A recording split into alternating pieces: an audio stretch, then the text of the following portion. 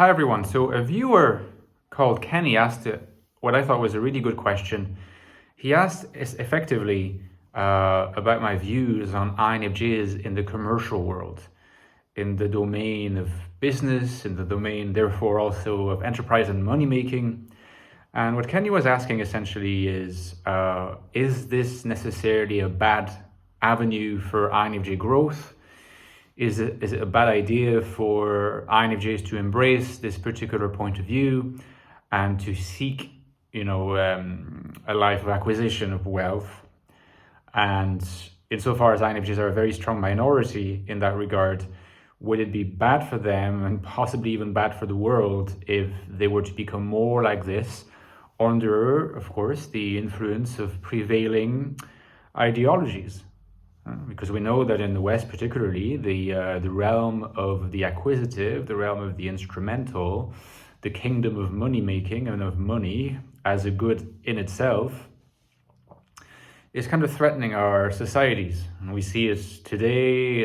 It has a strong correlation with nihilism in its excesses, right? And this notion of excess is an important notion that I will return to in this video, okay? Now, Kenny was also referring to a passage in my book, The Infinite Soul, right? So that's the book my latest book, The Infinite Soul, INFJ Life in a Modern World. You might be familiar with it at this stage. My latest book on INFJ. Essentially, there is a world, which is our world. It has its flaws, it has its beauties. It's a complex world with lots of pros and cons, you might say. And our historical epoch might not be our favorite epoch, at least that's the way we perceive that. But nevertheless, this is our world, and INFJs still have to live in this world. INFJs can live in this world and thrive and flourish in this world without thereby, contrary to what a lot of INFJs might believe, sacrificing their unique INFJ identity, their process of individuation informed by an INFJ perspective. This is the book that explores all these topics in great detail. So if you want to get the book, the link is right below, guys. And by the way, please consider dropping a review. It takes almost none of your time, and it helps with the referencing so much on Amazon. It helps me directly. I benefit from it, so I would be grateful. If you love the book and want to drop a review, please drop it. Now, there's a section. It's a section of the book on spirituality, where I talk about the age of the resource. Okay, it's page 57 for those who want to refer back to it. For those of you who have the book, page 57, second paragraph, is the one that Kenny references directly now. The age of the resource is really, really obvious in the United States. It's really obvious in the Western world in general and beyond the Western world. It's an age that celebrates things and people and things as objects with a use. So it's an age whose prevailing zeitgeist is geared toward considering the worth, the value of something or someone in terms of their instrumental placing in an overall network oriented to achieving certain goals that are essentially underlain by material acquisition. So very, very opposite to this whole idea of spirituality and spiritualization as a recovery of meaning, as a recovery of the value and worth of things and people in themselves. In a sense, it's like recovering a sense of beauty, recovering a sense of the sacred, and the sacred here can be conceived in religious terms, but not necessarily in religious terms. You can revere the sacredness of things as their worth in themselves, not for the sake of something else, both through a religious prism or through a non-religious prism. Now, Kenny was asking, is it dangerous for INFJ? Is it inimical to INFJ growth to embrace entrepreneurship, the world of business relations, the domain of acquisition of wealth, material property, and so forth? In my work and in my latest book, I do say that a world that is purely defined by the resource, a world that is purely defined by material acquisition, is not a world that INFJs are interested in. It's not a world that INFJs would embrace. It's a world that INFJs will revolt against, even unconsciously, for those that on the face of it might come across as if they are willing to give in and embrace it. So in psychoanalytic terms, the relationship between the conscious and the unconscious domains, what you notice is, for example, you could have an adaptive INFJ who's willing to go along with this, but would experience a lot of maybe nightmares or fantasies of being exactly the opposite, because that's the unconscious compensation at work. It cannot really be something that INFJs desire, because it's very inimical to the whole notion of the NI world, as a world that is really, really defined by meaning making.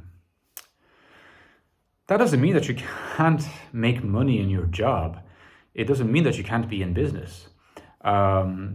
There is also something that is very important in psychology and psychoanalysis, which is the reality principle, And the reality principle does say that, there is such a thing as individuation, there is such a thing as flourishing as an individual self, as your particular unique kind of identity as an INFJ or as some other type, the person that you are.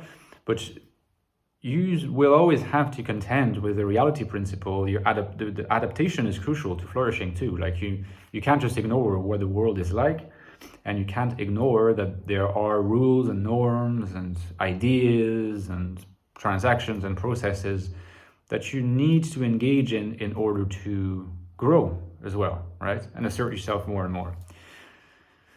Now, the reality principle stipulates in our day and age that, you need to make money. You need to have, if possible, some property, some economic security for yourself, for your partner, for your children, for your grandchildren, and so forth. So material acquisition in and of itself is not something that INFJ should be against. And even a career in entrepreneurship is not something that INFJ should in principle be against. What they should be wary of is not so much money making or business leadership, even though I think that INFJs on the whole are not very much sort of created to be business leaders. There certainly can be exceptions. You can be a charity leader as well, or you can be like the leader of a social enterprise. Maybe these are interesting middle grounds that are possible for the more sort of FE-oriented INFJs, right? Or those INFJs who have good projective FE. A spiritualized INFJ is an INFJ that has a life project, which is a translation of their NI world, of their NI mental network, holistic mental network, into external reality via the bridging between the two worlds, the resolution of severance. Now, it's perfectly possible that this spiritualized INFJ would have a life project such that they earn money from it, and that would be a good thing. The danger is if the money becomes the obsession. That is to say, if instead of having a project that is really meaningful to you, and by the way also allows you to make money, that's good. If you start thinking, well, and this is very concrete, guys. It would even be true. I give myself as an example. I could at some point have decided that I wanted to make more money from YouTube, because I make very little money from YouTube, hardly any. I make a bit more money from my books, but from YouTube, hardly any. I could have decided, okay, I'm going to start making videos that are much more clickbait, whose content is much more sensationalistic, that is much more dramatic. Like, I saw a thumbnail video on INFJs recently that says why INFJs are the most addictive types, and it has, within 6 months or whatever, it got 200,000 views. So that tells you that these approaches are possible. But as far as I'm concerned, I cannot do that. And it's not that I don't want to make more money, is that it's not just altruistic. I mean, hopefully it is partly altruistic. I want to be a sincere person. I want to be, genuine with you and everyone.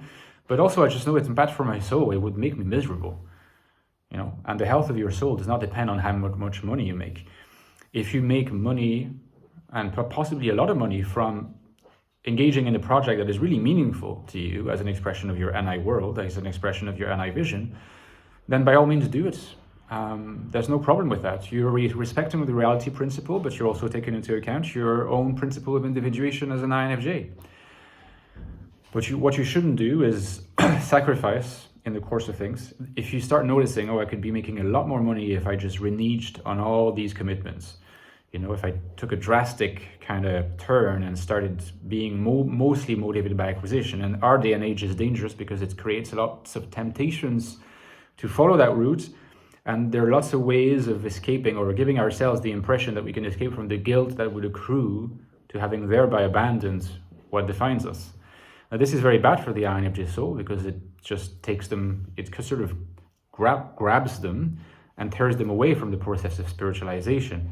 In Freudian term, you know, we might say something like, well, you were in the process of really building a strong ego, and now what you're doing is you're going back to an incomplete ego that you're completing. Instead of completing it by building that more incomplete part through spiritualization, you're finding external things to fill it with, money in this case. But, you know, for a lot of other people who are neurotic, it can be other things than money. You know, it can be food, it can be sex, it can be other things. But money is certainly one of them. But there's never enough, because the incompleteness in your ego is never going to be fixed, it's never going to be completely filled by something outside of your own agency. So there will never be enough money, so you're going to end up being a slave to money, essentially, and that's the problem. So you should be careful. So all in all, yes, there's nothing wrong with material acquisition.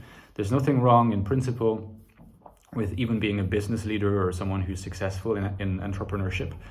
I think it's likely to be rare for INFJs, but far from impossible. But at the same time, you always have to focus first on meaning making. That is to say, does this make sense for you? Is this really in line with your values? And this is not something that you can just decide once and for all and then proceed, because of course the minds have lots of ways of tricking itself. So you always have to check back with yourself and make sure that you are aligned with your core principles. Hopefully that was useful. So again, much more discussed in the Infinite Soul. There's also the Ecstatic Soul, which is, you know, the books, as you can see, go very well together. The Ecstatic Soul is the first book I published on the INFJ, the deepest investigation of the INFJ mind, INFJ consciousness. So I've read some reviews of the Infinite Soul that say it's good to read the Ecstatic Soul first. I think they, you know, like I said, they can go very well together. A new look at the INFJ personality, what it's like to think like an INFJ, to have an INFJ mind. Get this book if you want to know more. The link is below. And as usual, I very much depend on your kind support on Patreon for the survival of this channel, for me to continue producing content. So please consider supporting me. The link is below. You get access to bonus videos every 2 weeks. You get access to the community, to myself. You get priority for asking questions that I address in videos, and many more great things. I'll see you soon, guys. Take care. Bye-bye.